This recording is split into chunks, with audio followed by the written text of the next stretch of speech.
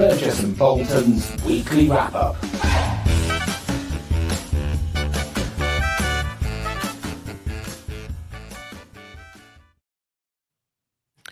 Hello, Ben. Hello, Jeremy. Happy Friday. Yes, happy Friday to you. And welcome, everybody, to this week's edition of Burgess and Bolton's weekly wrap-up, where we look at everything to do with the London market, technology, change, innovation. This week, we're going to be looking at claims and the DA Wild West, which should be fun. But first, Ben, seconds away bell today. Let's do a bit of news. So DeepSeek AI was all over the news, sent ripples, shockwaves, I would say, through the US and UK stock markets, mainly the US, I think, as a new Chinese development that was developed at a fraction of the cost started to unseat some of the business models in the US. What's your take on that, Ben? Well, I think that this is obviously quite interesting, and we have spoken about in the past about who owns the technology and why, and that's one of the threats is that there's a winner takes all, type of situation in which either OpenAI, Google, Meta, one of those actually just has the whole thing, and then you're all paying through the nose for it. So that was always a concern, anyway. So just to be upfront, I'm taking some of this from an article in the FT which argues this point, and I think it's not something I would disagree with. So DeepSeek's model called R1, obviously, what's put the jitters through the market is that NVIDIA basically had superior chip quality than anybody else, and therefore there was an assumption that to make AI work, you had to have these expensive, superior chips that only NVIDIA made, and therefore, as we all know, NVIDIA's share price has been pretty supersonic over the last few years. That came to a juddering halt because what R1 have done, of course, is done this with, NVIDIA last gen chips and done it a lot cheaper. But it's not just the money. It basically means that you are back to saying this is not a winner takes. This is slightly lower odds that this is going to be a winner takes all scenario. Yeah. And so therefore it could be that AI could be developed by all sorts of businesses and you could have all sorts of innovation. So it's a shift of investment, if you like, a spreading of investment, I suppose, which definitely hit the US businesses hardest because they're the ones who were leading the charge. So it says they don't have to be NVIDIA's best chips. It knocks the idea that only the biggest tech companies can afford to develop this AI, and it knocks the idea that only companies with their own AI models can develop great AI applications. So it did pull the rug out quite a bit from the beginning, the investment assumption that it was only certain companies that were going to do this with NVIDIA chips, expensive chips. Now, of course, since there's been all sorts of speculation about whether the DeepSeek models, influenced by Chinese politics or the government, which I guess must be a concern, and all sorts of other things about whether it's copied and, things you'd expect to happen. But I think they're a bit of a sideshow to the investment argument that, we thought you said that this had to be the best quality chips from people like us who were investing billions upon billions, and that's now not true, is it? Or it might not be true. So you're left with quite an interesting situation, I guess. It does put everybody on their toes. It stops everybody from being complacent in those businesses that they're just going to walk away, take as much money as they can. Yeah. So I saw a few interesting threads on LinkedIn. One of them was saying kind of what has not happened, if you like. So there hasn't been a development of a brand new large language model that can replicate OpenAI. I mean, what they've done is really developed a more efficient way of getting most of the kind of leverage or power, whatever, of, let's say, Chat GTP. So it isn't quite as good, but for a fraction of the price, they've managed to develop something exactly as you've said, on kind of a lower grade spec. I think then I think I agree with you. In that case, if you take that as the groundwork, it's more around the fundamentals of the market, the economics of it. It'll become about, rather not who's the biggest and the best chips, more who can develop this stuff on the most efficient platforms. And I think that's actually a good thing, because efficiency means less power. It should mean we can use these models without having to upgrade all our technology infrastructure and all that kind of stuff. So it is interesting. Someone said the analogy is as if you trained for the marathon for a year, and you've got the best trainers and all the best kit, and you turn up and your mate turns up and has done no training and he's got his old trainers on and a shirt, and he runs a faster time than you. It puts paid to the idea that you've got to go through the theory of it all. And remember, this is about money making. So these tech guys are pretty greedy. If you look at the bottom line, they want more and more money and more power. I don't think they're not in it for being passionate about AI, nor are they saying, no, thanks, that's okay. We've got enough money now. We can build a platform on this, without having to spend too much more. They'll take as much as they can.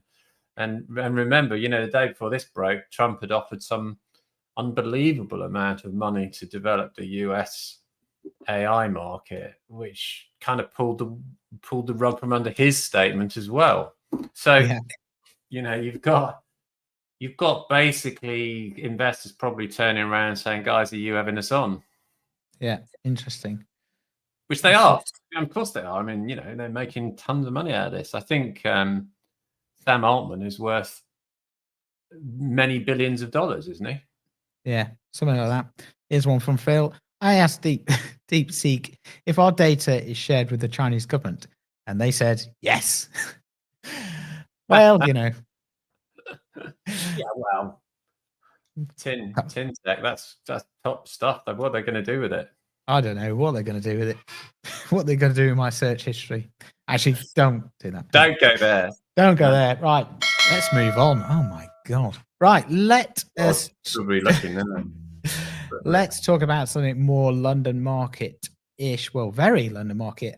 Something we're talking about in October at London Market Claims, which is the claims management become the fourth principle at Lloyd's.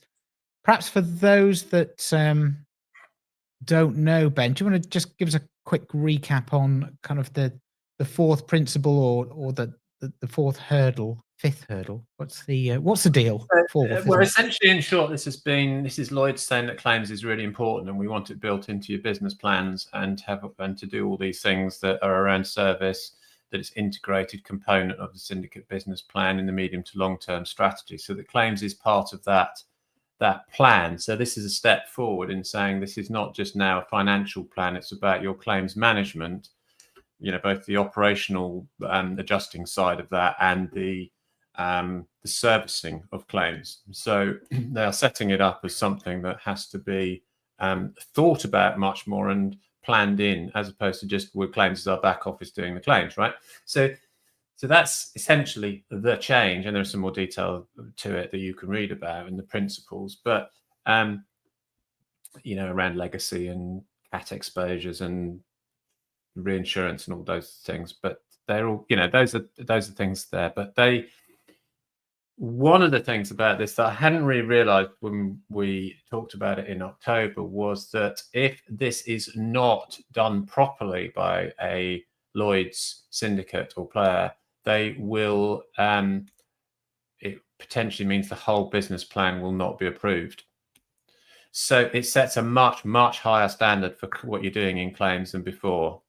And it also, so you can look at this two ways. You could say this puts claims people on the spot, claims leaders on the spot, on the hook, if you like, because they could be scuppering the whole business plan of the syndicate if they don't get this right. Or you could look at this as a great opportunity for claims leaders to really be front and center in the strategy of syndicates. Yes. And inevitably, I will say they should look at it as a half full thing, not a half empty thing. Yeah, and I totally agree with that, and I think the discussions that we had at London Market Claims in October were absolutely on the glass half full. This is a massive opportunity. It we always say this, but claims is the shop window of your organization, and now it absolutely has to be, because it's up there with all the other principles. It's a requirement, yeah. And yet, when people used to say, "Oh, claims is our shop window," I have to say, lots of people who said that, it wasn't. It was just something they thought they could get away with saying, just as a sounding nice and sounding like they were committed. But real commitment to claims actually is, genuine investment and making it work. And that's, as we know, much more difficult than just some comforting words about what you will do with it. So this is potentially a really big change, actually, for Lloyd's. And I'm not, everything's in the execution, as it were, and as I infer, some of the reaction of the market and what they will do. But I do think this is the sort of thing that you could argue is very important for Lloyd's and could set it apart in some ways, in terms of moving to a phase of innovation and stepping up claims. Because arguably, much as we've been quite positive about it, not much has really changed fundamentally in the whole claims operation in the 20 years I think we've been looking at it. Yeah. So, and that's why I think it's more of a emboldening kind of, for a long time, the progressives at London Market Claims have been saying all the things that we've talked about before. We need more investment. We need to train people in a different way. We need to leverage technology in order to meet client expectations. And I think this is just another element. I'm just reflecting back on some of the points that Colin Masson made during the keynote around kind of capabilities, building a culture around claims, around client centricity. And this is just not another pillar, but another kind of step along the road in order to kind of fulfill that or embolden people in order to go further on that journey. Yeah, I agree with you. And I think Colin's keynote was good, because he wasn't saying, hey, let's just do more of what we're already doing. He was saying we need to do this new stuff that we haven't really been doing in the past. We now have to engage with this and step up a level if we're going to be relevant. You can't just be, a kind of process business, optimizing it. And you've got to do more than this. You've got to be offering service. You've got to make it value add, as it were. That's, I'm not saying that necessarily the Lloyd's thing is saying that, but it is part, as you say, of the stepping up the pressure and saying this is kind of rubber hits the track stuff. This isn't just nice words, which you and I have heard for many, many years from everybody. And I think claims teams should be sitting down and, saying, okay, what does this really mean? This is not tick box. What do we really do about this? And is it represent a good opportunity for us to not just be up to the Lloyd standards, but beyond the Lloyd standards, and really raise the bar further, do more with it? Yeah, definitely. It's a massive concentration claims at the moment, and it is getting bigger everywhere. So for London, I think London market players shouldn't think that they're just in a quite nice, decent kind of bubble, because bigger players out there with technologies and things are coming in and saying we'll do things differently. So I think the dam will burst a bit on some of this stuff, and there'll be players breaking out saying we're doing quite surprising, interesting things with claims. Yeah. Any idea timelines for this coming in, Ben? Or where are they in the process? I think it's in already, actually. I think it's already happening. So it's but it's certainly not. I mean, I don't know. I don't think it's actually being implemented, or I think it's being discussed and it's being debated. Yeah. A heated debate. A heated I mean, debate. if you look at Lloyd's, there'll be like with the Pope, when they're electing a new Pope, there'll be smoke coming out of the one of the chimneys at the top of Lloyd's building when they've agreed it. We could write them a jingle, Ben, that they could blast out from the top of Lloyd's. We could, yeah. Something like this. What's peaking today, Ben? I mean, that is quality. That's why we maybe shouldn't. Yeah. But no, anyway, there's pros and cons. No, it's I'm kind of saying it because it is challenging. It's about change and it's about difference. And there's a very good film actually called Conclave, which came out, which has got stars Ray Fiennes, and it's about the election of a new pope. And it's that's the kind of thing. Yeah, white smoke, black smoke. Good. Yeah. All the smokes represented. Yeah. Right, let's talk a bit about delegated authority, because we here at the Insurance Network have been doing quite a little bit of work into some of the kind of tensions in the market, some of the opportunities, also, as you might expect, how technology is playing out in terms of challenging traditional business and operating models.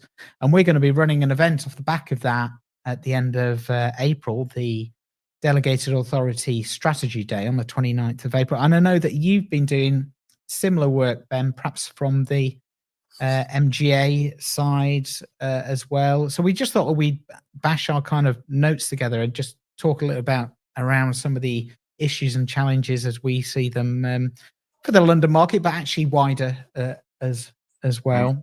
I don't know if you want to give us your take on the DA space at the moment and how DA space.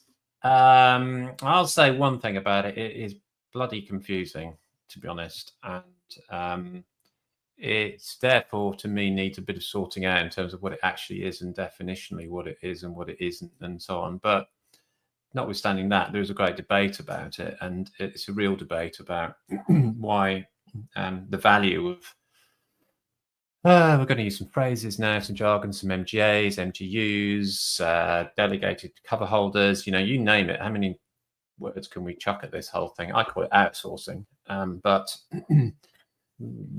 But basically, if you look at it in a regulatory sense, this is not changing the fact that the insurers own the product and it's their policy, and a regulator will say you're the regulated owner, so you're responsible if you outsource, for this. You're responsible for this product in just the same way as BMW is responsible for its car safety and its quality, even though it sells through all sorts of franchise operations. So I don't think fundamentally that changes. What's changing is how do you grow the market through different distribution options, and how do you manage cost and efficiency of things that could be done by organizations that are so better at technology? So I think it's an evolution, I suppose, of the market, and it's perhaps for me reflective of the fact that even though insurers are very big, they can't manage very substantial amounts of administrative or even sales capability, arguably, or even technology capability. So that may be what we're looking at, is that this is as much necessity as it is choice, because there's a cost for insurers to do this, to distribute through platforms or to outsource. Yeah, definitely. And on that kind of market dynamics, I think you've got an article here, Ben, as well. So we're talking firstly about kind of the changing market dynamics, I suppose, and you've got MGAs, MGUs, whatever, competing for capacity, and they're kind of chasing the same capital. That's causing problems as well. You've got, I guess, MGAs were always seen as kind of an innovative way of bringing new products to market at quite a low cost. Traditionally, it was just seen as a capacity play, which was that it was a way of getting more capacity out to market. So it had a cost to it, and the volume play, as these guys are saying here. So I just better say that Alex Hardy and Hamish McBride. I think they did a different photo shoot, those two guys, because the one on the left is such a nice quality one, isn't it? And the one on the right's a bit like you just caught me on your phone. Yeah. At the end of a long day. So other than that observation, which isn't relevant to the whole thing, long gone are the days where it's just a volume play. So that's, it's kind of an assertion of change and things that are going on. But these guys from Serious Point are making a serious point about this, which is that I'm going to just pause there so people get the joke. Oh, God. I've never seen it. Serious Point, I've always read it, but until I said it out loud, I never realised we're making a serious point. I don't know whether they mean that or not now. Anyway, yet again, I'm going off on the track. But so they are saying that, of course, this is where product innovation is happening. This is where service is happening. This is where tech is happening. There's a company run by a guy called William Pitt who's talking about this too. He's Lexicon Partners, and we're doing some work with William on this as well. So there's a very active debate about the future benefits of using MGAs, and some people believe they're going to be much more prevalent in the future for all those reasons. But they're also saying, these guys, that things have to change. Often these MGAs are not listened to because they're seen as fronting capital operations. They're not really seen as adding value, or the insurers don't get where they add the value. So these two guys here making their serious point are on the right. We need to be taken seriously because we've got lots to add in terms of value, but you've got to get on board with us. Yeah, and I think then if you look kind of how the data flows, you've got all sorts of problems with kind of bordereau processing and reporting, and we've covered those at various conferences. But I think it's going to be interesting to see. Yeah. That needs, those frictions are causing real problems now as the books of business have grown. Delegated process and reporting has just suddenly become a huge cost, as you was talking about, and not only to be compliant but using, I think, technology, as we often talk about. It seems to me that there's an awful lot of processing and reporting and data moving around in the current model. And at the moment, it's being pushed around by people in manual processes, and this is kind of right. Bordereau is a daft thing. I don't know why we've still got it. It seems to be amazing to me that you can stick this stuff on a computer. I mean, why you'd even call it Bordereau? It's an incredibly hard word to spell. We've said that before, and I mean, you couldn't have chosen a more tricky word to choose, and it's kind of French or something. I don't really get that either. But let's make life difficult for ourselves by that. But I also know, these, and Rachel Turk, who's the head of underwriting at Lloyd's, wrote a piece, which I think you can find on the Lloyd's website, saying how shocking it was when she got in there to see how late these bordereau come in. I think she said something in the 21st century. It's shocking to see how slow this whole process is. And do you know why? Because they're basing underwriting decisions now not on the most recent claims data, not even on the last year's claims data. They're basing it on years before, because these bordereau are coming in so late, claims having been settled and paid, and the underwriters don't have the data. So this market is growing rapidly, really rapidly. It's going at pace. 40%, I think, of London's business is, 40% of Lloyd's business is now delegated in some way, and 10% of the UK GI market. 300 MGAs. This is massive, and lots and lots of decisions will be taken on the data that comes back from these outsourced operations. So you're right. I mean, the processing has to be sorted out soon, and I don't really see why they can't be put into things like the big three composites have developed claims portals which work quite well. So claims data, for example, it seems to me could be run through those claims portals. They're just computer systems that collect data and MI. Yeah, absolutely. And I think Well, you might know better than me, but I think the regulator is going to start looking at this because it is such a already big book of business, but a growing area that I think they're going to look more closely. I do. I mean, this is either or the regulator will miss it, and there'll be some massive kind of scandal or crash or something somewhere on the financial side or whatever. There'll be business failure or something. The other area I think is of concern to the regulator is just how customers are being treated fairly, because there's no data on that side. That's interesting. We're looking at that too. And I think that it is not easy without data or evidence about what's actually going on in these operations, because they've just been seen as financial transactional operations. If there's not a sharing, as these guys are saying, making their serious point, that if you're not collaborating, working together to create a service proposition and that works through from your brand through to that customer in the end, then it's going to fall down somewhere, and it does. I think so. It's incredibly frictional in every sense of the word, I think, this whole thing, and it's actually a value chain, really. So a finance person might say, oh, it's a value chain, that means we can distribute some of our product with a cost, a commission, but we get more growth, we get more revenue for that when the market's up, or when we absolutely, like in a soft market now, need to make sure we can grow the business without hiring more and more underwriters.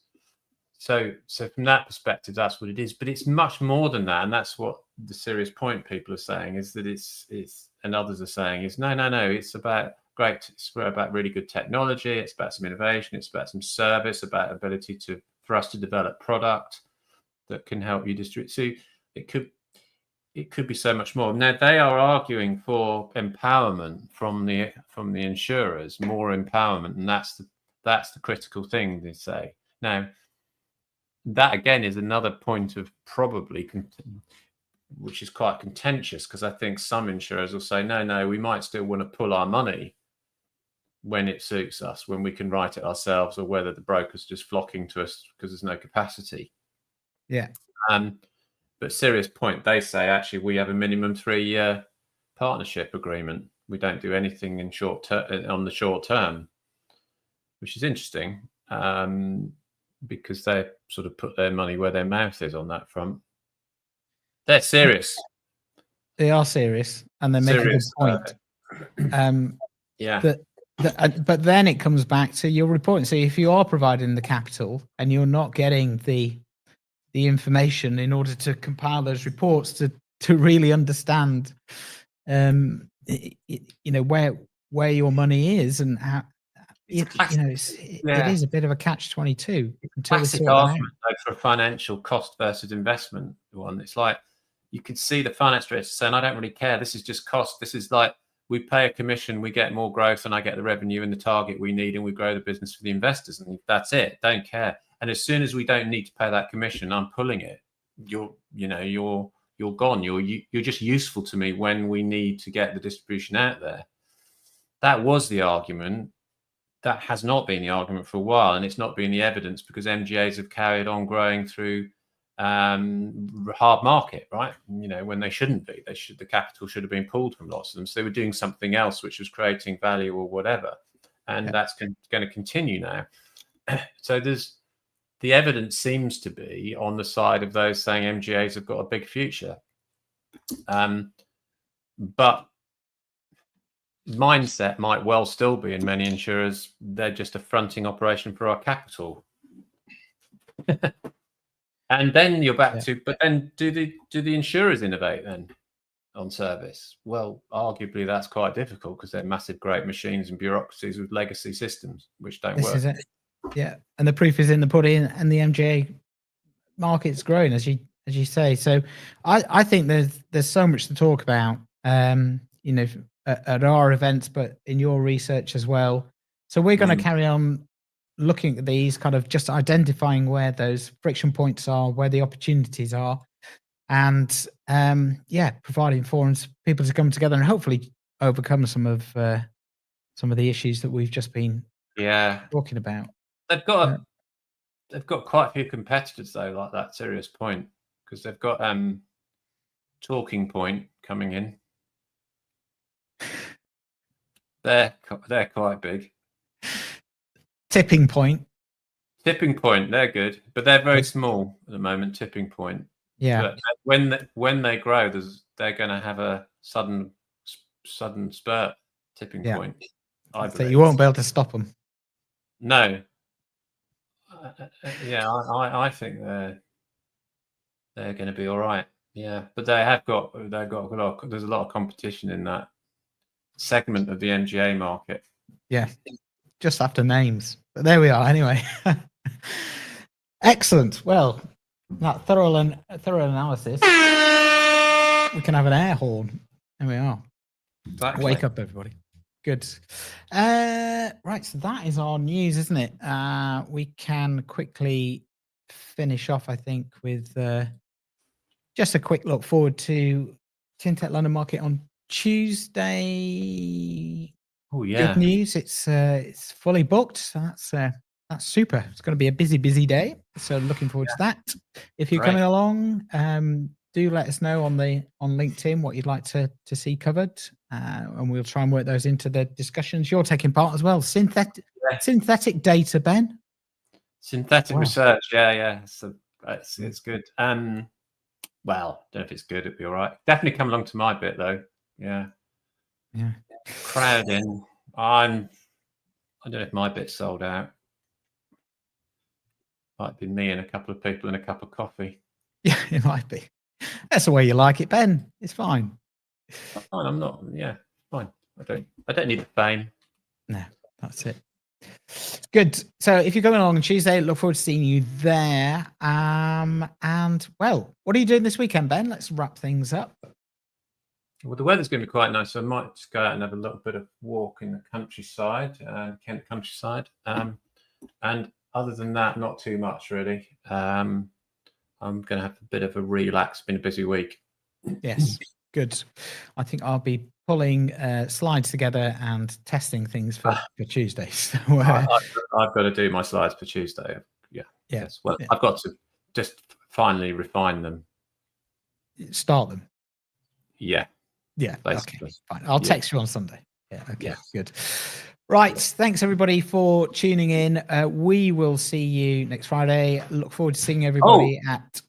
The other business I did think about as well that's in that space, we must say PowerPoint. PowerPoint. Yeah. PowerPoint. Yes. Yeah. Serious Point, Tipping Point, PowerPoint. It's a rich theme. It is. The PowerPoint MGA. I think that's a good name for an MGA. It's not a bad name, actually, is it? PowerPoint. PowerPoint. They might have a problem with Microsoft saying they're not allowed to use it. No. They're fine with all that stuff. Are they? Don't mind. Yeah. They don't mind. Satya Nadal, is he relaxed about it? Absolutely. He's laid back. That's fine then. Maybe that's one we'll start. PowerPoint. Jeremy and Ben's PowerPoint. Forget that Serious Point lot. They're so yesterday. They're so last year. Join the PowerPoint movement. Well, we could be Flippant Point. Yeah, we could do. Yeah. No point. Anyway. Yeah, no point. Well, on that brainstorming activity, we will see you all next week. See you all at Tintech if you're going to be there, and have a great weekend, everybody. Good weekend. Bye.